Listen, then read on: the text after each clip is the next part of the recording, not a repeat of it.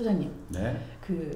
제가 아는 분 중에 네. 저한테 이런 질문을 하시더라고요. 네. 나는 이렇게 손으로 만드는 걸 좋아해서 작은 공방을 운영을 하고 싶고, 예. 네, 공방에서 만들어지는 것들을 뭐 판매도 하지만 또 가르치는 일도 같이 하고 그렇죠? 싶다. 좋죠. 예, 근데 이제 그게 본인이 봤을 때는 시장이 너무 작다는 거예요.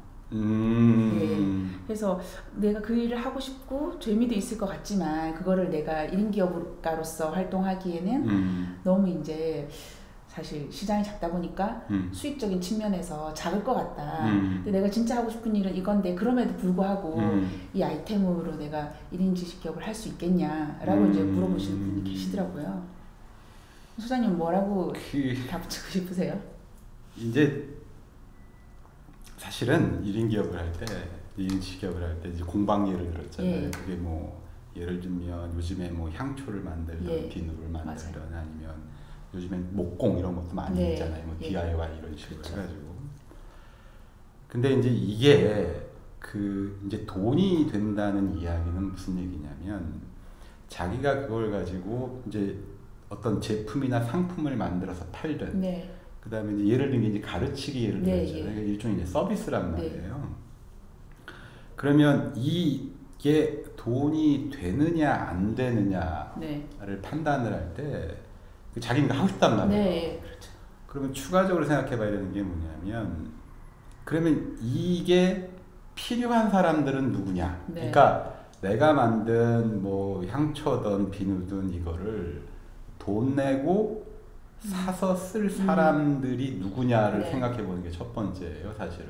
예, 내가 하고 싶은 것보다 이거를 하고 싶어하는 사람이 있을 거냐? 아니 그 두 개를 예. 동시에 똑같은 비중으로 봐야 된다는 네, 거예요. 네.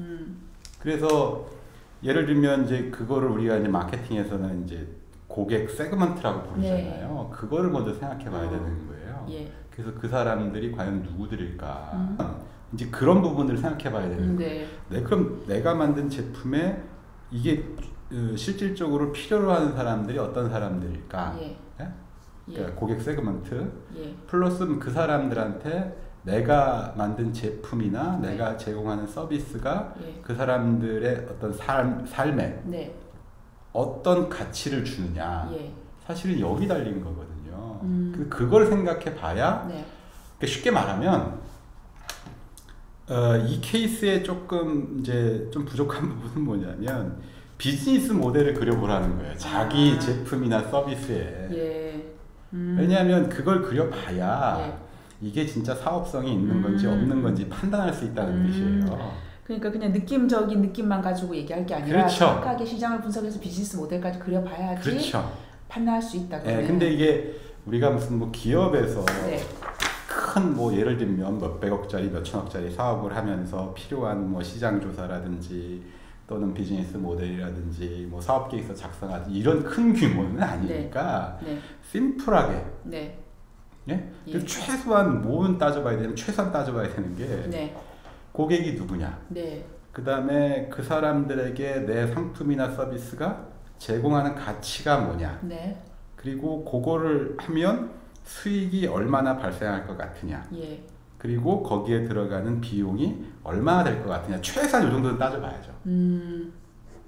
네. 그리고 나서 그런 것들을 조사해서 좀 정리를 해봐야 이게 이제 내가 생각한 아이디어 또는 네. 상품, 서비스가 실제 내가 1인 기업으로 해서 네. 내가 원하는 수준의 어떤 수익을 네. 창출할 수 있는지 없는지 그걸 그렇게 판단할 수 있는 거지 그냥 단순히 내가 머릿속으로만 저는 이거를 하고 싶은데 네. 이거 갖고 내가 1인 기업을 할 수 있을까요? 없을까요? 네.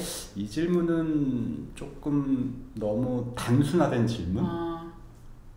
그러니까 내가 원하는 답, 내 상품이나 서비스 가지고 1인 기업을 할 수 있을지 없을지 네. 그 판단을 내리기 위해서는 몇 가지 질문을 더 해야 된다는 네. 얘기예요. 그게 이제 고객은 누구냐, 네.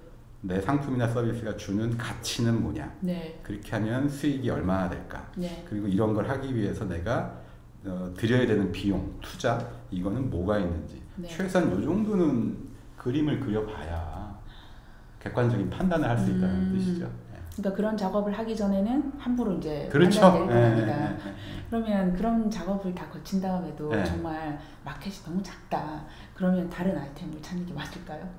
일단은 그 전에 하나 네. 해볼 게 있어요. 예.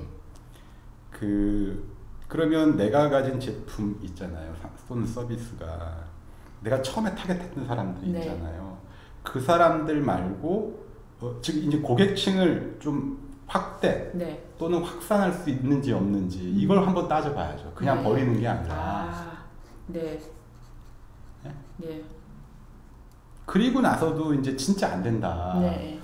그러면은 어쩔 수 없죠. 안타깝지만 네. 버려야 되는 거잖아요. 왜냐하면 1인 기업을 그냥 단순히 내가 어떤 그 취미 그렇죠. 또는 흥미 차원으로 하겠다. 네. 그러면 뭐 해도 상관은 없어요. 네. 근데 기본적으로 1인 기업도 기업이기 때문에 네. 내가 이걸 통해서 어느 정도 소득을 발생시키고 네. 내 사업을 지속적으로 끌고 나가고 싶다. 네.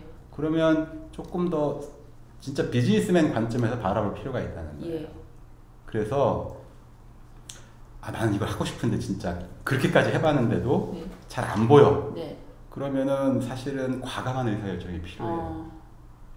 꼭 그 일만 있는 건 아니니까. 그렇죠. 그거와 유사한 또 비즈니스가 어떤 것들이 있는지 그렇죠. 확장시켜서. 그런 식으로. 그러니까 그게 우리 이제 스타트업에서 얘기할 때 예. 피봇이라고 하잖아요. 네. 내가 처음에 기획했던 이제 상품이나 서비스를 론칭을 했는데 시장의 반응이 예상만큼 안 나와. 네. 그러면 과감하게 거기서 네.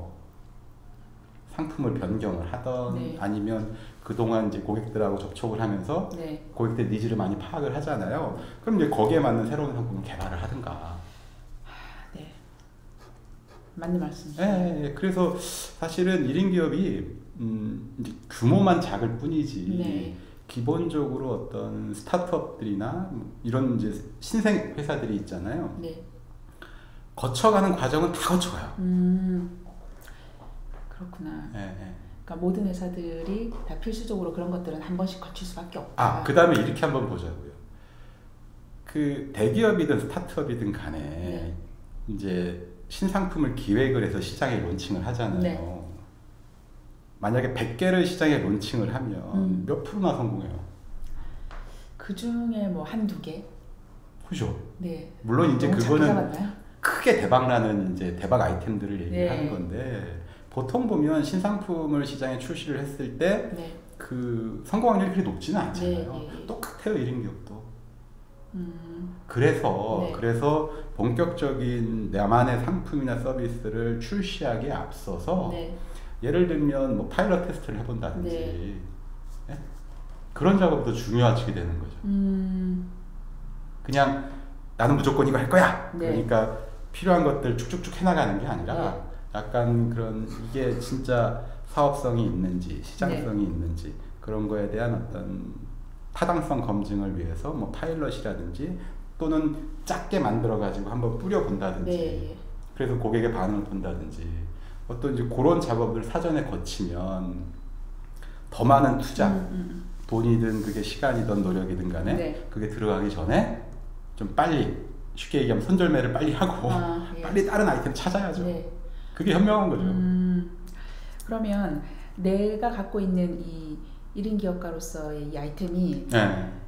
수익이 된다 안 된다를 먼저 섣부르게 판단하지 말고 그렇죠. 먼저 정확하게 나의 고객이 누구인지 타겟을 명확하고 구체적으로 정하고 그다음에 그들한테 내가 어떤 가치를 줄 수 있는지 자치 제안을 그렇죠. 할 수 있는지를 알아본 다음에 그거에 대한 비즈니스 모델을 좀 객관적으로 그려본 다음에 그렇죠. 나아가서는 작게라도 파일럿까지 해보고 판단해야 된다.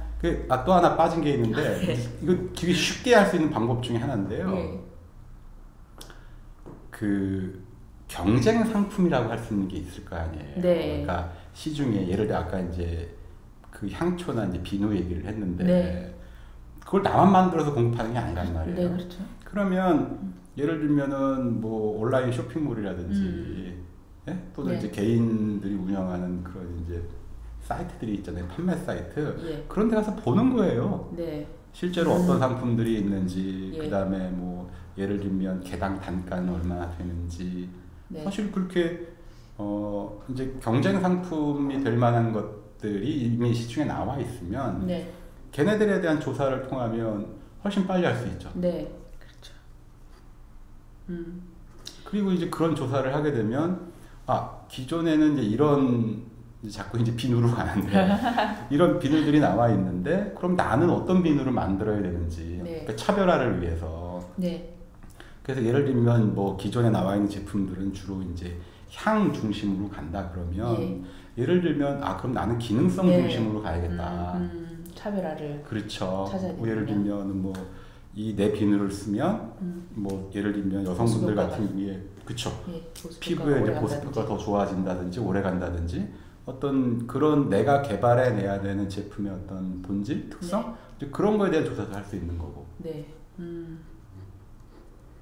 그래서 기본적으로 1인 기업도 마찬가지예요. 어떤 상품이나 서비스를 개발해서 시장에 내놓을 때 물론 대기업처럼 그렇게 복잡한 프로세스를 거치는 건 아니지만 기본적으로 해야 될 것들은 다 해 나가야 된다는 뜻이거든요. 네.